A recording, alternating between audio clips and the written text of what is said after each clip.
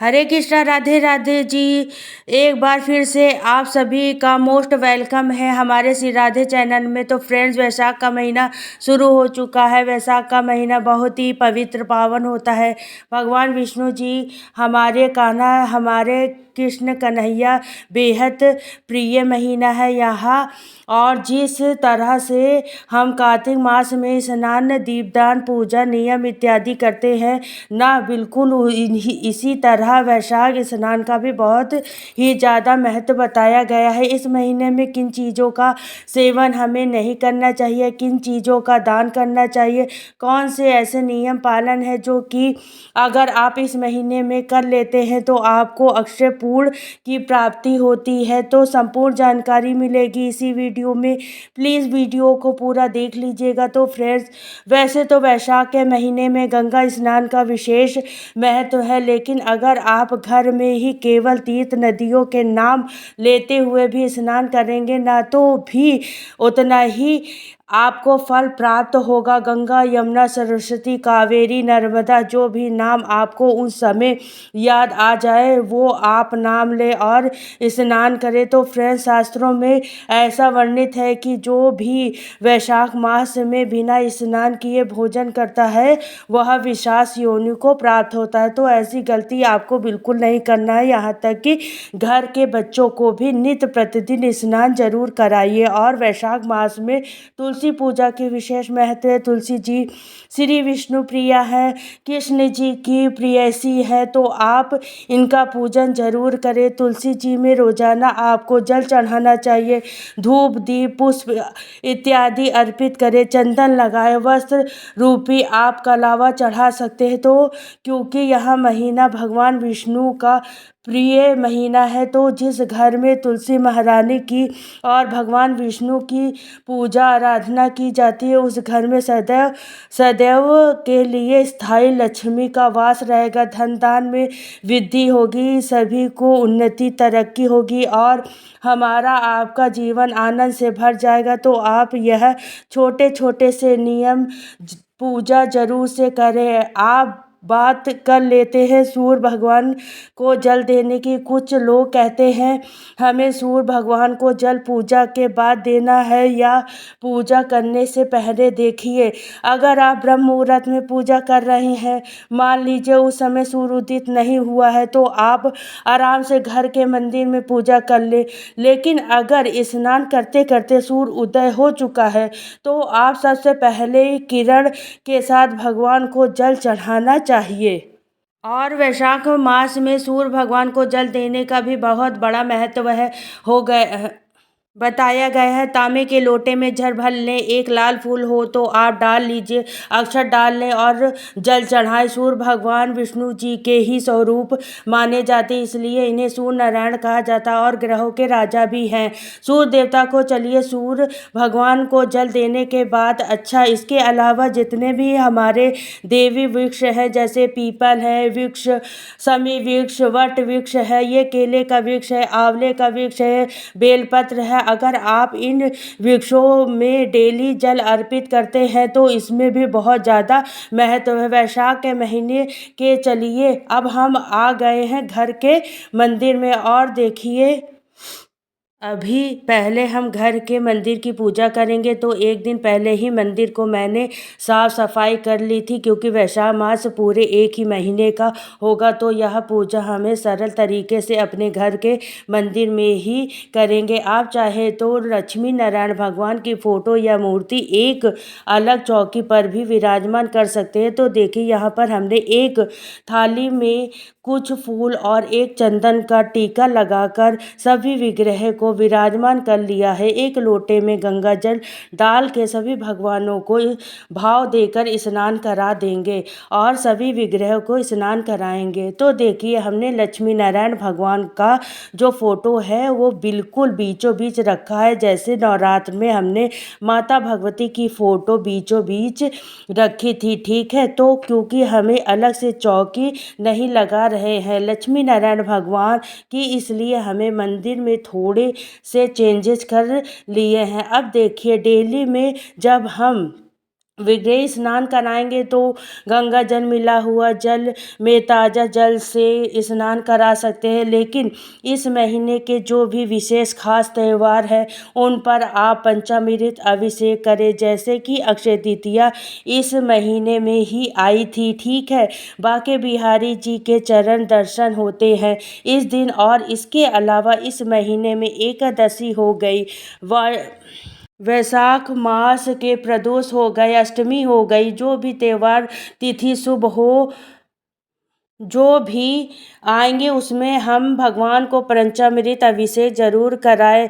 तो यहाँ पर हमने अभिषेक कर लिया है। इसके बाद देखिए हम सभी को अच्छे से पोंछ देंगे, इत्र सेवा देंगे। फ्रेंड्स, वैशाख महीने में इत्र सेवा भगवान को जरूर देनी है और चंदन सेवा जरूर देनी है। इस बात का ध्यान रखिए। डेली पूजा में आप नित्य प्रतिदिन कोई पाठ करने का नियम जरूर ले सकते हैं, जैसे लक्ष्मी चालीसा, विष्णु चालीसा, श्री सूक्त का पाठ होगा, कनक धारा स्तोत्र है। अगर आप सुबह में नहीं भी कर सकते हैं तो शाम के समय आप नियम बनाएं और शुद्ध सात्विक रहते हुए स्नान के बाद आप यह पाठ करें। अच्छा, वैशाख मास का महात्म्य आप पढ़ने का नियम भी ले सकते हैं। तो यहाँ पे देखिए हमने सभी को इत्र सेवा दे रहे हैं, पुष्प भी अभी आसन लगाएंगे। हम लक्ष्मी, गणेश भगवान जी और अभी सभी भगवानों को हम विराजमान कर लेंगे। इसके बाद देखिए एक प्लेट में अभी हम स्वास्तिक बनाएंगे और दीप प्रज्वलित करेंगे और सभी भगवानों को हम फोटो पे अच्छे से इत्र सेवा करेंगे। इस इत्र लगाने से हमारे हाथों की लकीरों दुर्भाग्य खत्म हो जाता है। और मैं अच्छे से देखिए इत्र लगा रहे हैं और भगवान को अब हमने एक प्लेट ले लिया है। हम स्वास्तिक इसके ऊपर हम अक्षत रखेंगे और रोजाना अक्षत के ऊपर ही हमें दिया प्रज्वलित करना है। ऐसे करने से आपके घर में धन धान में वृद्धि होगी। तो रोजाना सुबह शाम आप इन्हीं चावलों के ऊपर दिया जलाएंगे और अगले दिन इन चावलों को आप पक्षियों को डाल देंगे। फिर से एक नई आप प्लेट तैयार करेंगे पूजा की। तो घी या तिल के तेल का दिया जलाएंगे। चंदन हमें भगवान को जरूर लगाना है। सभी देवताओं को सुगंधित चंदन लगाने का विशेष महत्व है वैशाख मास में। और जितने भी देवियां हैं उन्हें आप चंदन के ऊपर रोली या सिंदूर का टीका जरूर करें। सभी को अक्षत चढ़ाएं। अच्छा, वैशाख मास में भगवान को तुलसी आप जरूर अर्पित करें, चाहे लड्डू गोपाल हो, शालिग्राम भगवान हो या भगवान विष्णु जी की फोटो ही हो। ठीक है, तो आप भगवान विष्णु जी को तुलसी अर्पण जरूर से करें। तुलसी अर्पित करने से भक्त और भगवान का रिश्ता अटूट हो जाता है। प्रभु बहुत प्रसन्न हो जाते हैं। तुलसी मंजरी अर्पित करने वाले से अब भोग अगर आपको लगाना है कुछ भी हो। और ये देखिए हम पहले अक्षत भगवान को सबको टीका कर रहे हैं और दिया में भी हम अभी चावल और हल्दी, ऐसे खाली दिया नहीं जलाते हैं। आप थोड़ा सा चावल और हल्दी भी दिया में डाल दीजिए, इससे भी धन धान में वृद्धि होती है। और भगवान को अब पुष्प चढ़ाएंगे, अब भोग लगाएंगे। तो क्योंकि सुबह की पूजा है, सुबह में आपके पास जो भी हो, फल रामदाना हो, मिश्री हो, बतासे हो, कोई भी मेवा हो, मिठाई हो, आप इन चीज़ों का भी भोग लगा सकते हैं। एक पात्र में जल भर के ज़रूर से रखें और जो भी पाठ करना है वह कर लें। इसके बाद आप हवन कर सकते हैं। वैशाख मास में हवन करने का भी बहुत ज़्यादा महत्व है। अगर हवन डेली आप ना कर सकते हैं तो फिर आप लौंग और कपूर से भगवान की आरती जरूर करें। और ये देखिए मैंने विष्णु भगवान को, शालिग्राम को भी तुलसी पत्र चढ़ा दिया है, मंजरी भी। वैशाख मास में पानी के फलों का भी बहुत महत्व है। तो मेरे पास खरबूजा था, मैंने उसका भोग लगा दिया है। आम, अंगूर, केले का भोग लगा दिया है। आपके पास मीठा हो तो आप मीठे में बतासा भी लगा सकते हैं। मैंने मिश्री का भोग लगाया है और पानी में थोड़ा सा गंगा जल मिला दिया है। अब इसके बाद हम करेंगे आरती। आरती अगर आपके पास लड्डू गोपाल हो तो उनको भी स्नान करा के श्रृंगार करके आप इनको भी पूजा में रख सकते हैं। और ये देखिए अब हम लौंग कपूर की आरती करेंगे। आप अपने पूरे घर में भी आरती करके घुमा सकते हैं फ्रेंड। वैशाख के महीने में आप अगर पूजा जाप तप ध्यान पाठ इत्यादि करते हैं दान करते हैं तो इन सब का जो भी फल है वह अक्षय हो जाता है, यानी कभी भी समाप्त नहीं होगा। तो ज़्यादा भगवान का नाम जाप करें, प्रभु सेवा में लीन रहे। हमारे द्वारा इस महीने में कोई भी किसी की तरह का पाप ना हो, इस बात का ध्यान रखें। तो पूरे घर में देखिए धूनी आपको ज़रूर दिखानी है, सुबह शाम घंटी ज़रूर बजानी है। तो चलिए अब जान लेते हैं कि वैशाख मास में हमें दान किन चीज़ों का करना है। तो फ्रेंड, जैसे कार्तिक मास में दीपदान का अधिक महत्व है, न कि वैशाख मास में जल का दान अगर आप करते हैं तो यह बहुत अच्छा होता है।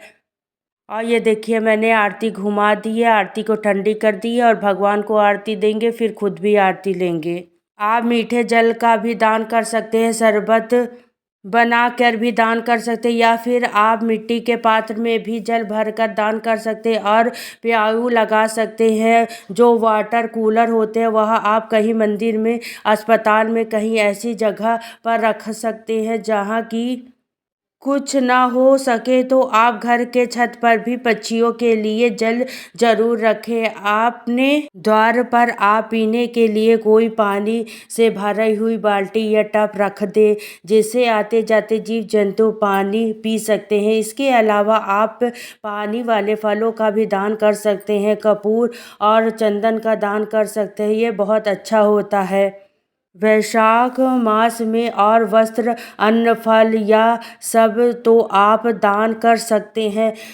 पितरों के निमित्त आप दान कर सकते हैं, तर्पण कर सकते हैं। तो आप की जितनी शक्ति सामर्थ्य है आप उस हिसाब से दान कर सकते हैं। अच्छा, अब बात कर लेते हैं क्या खाना है क्या नहीं खाना है। वैशाख का महीना है तो जिस तरह से हम कार्तिक मास में नवरात्र में प्याज लहसुन का त्याग कर देते हैं ना, बिल्कुल उसी तरीके से वैशाख मास में भी आप पूर्ण रूप से शुद्ध रहे, सात्विक भोजन ले, किसी भी तरह का मांस मदिरा प्याज लहसुन का सेवन ना करें। मसूर की दाल बैगन मूली गाजर यह न खाएं, ठीक है। और जो भी लोग वैशाख का स्नान का नियम ले चुके हैं वो उन्हें ध्यान रखना है कि शरीर पर तेल नहीं लगना है और दिन में उन्हें सोना भी नहीं है। और सुबह दोपहर 2 बार आप भोजन कर लें, लेकिन रात्रि के समय आपको भोजन का त्याग करना है।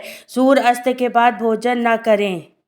तो फ्रेंड्स, यह था आज का वीडियो। आपको कोई सवाल हो वैशाख मास से जुड़े तो पूछ सकते हैं। और वीडियो अच्छी लगी हो तो प्लीज़ लाइक शेयर कमेंट करना, और अगर चैनल पर पहली बार आए हो तो सब्सक्राइब जरूर कर लीजिएगा और ढेर सारा प्रेम और आशीर्वाद देना, क्योंकि आपके प्रेम और आशीर्वाद से हम और अच्छी अच्छी वीडियो बनाने की प्रेरणा मिलती है। मिलती हूँ नेक्स्ट वीडियो में। तो सभी को राधे राधे, जय श्री कृष्णा।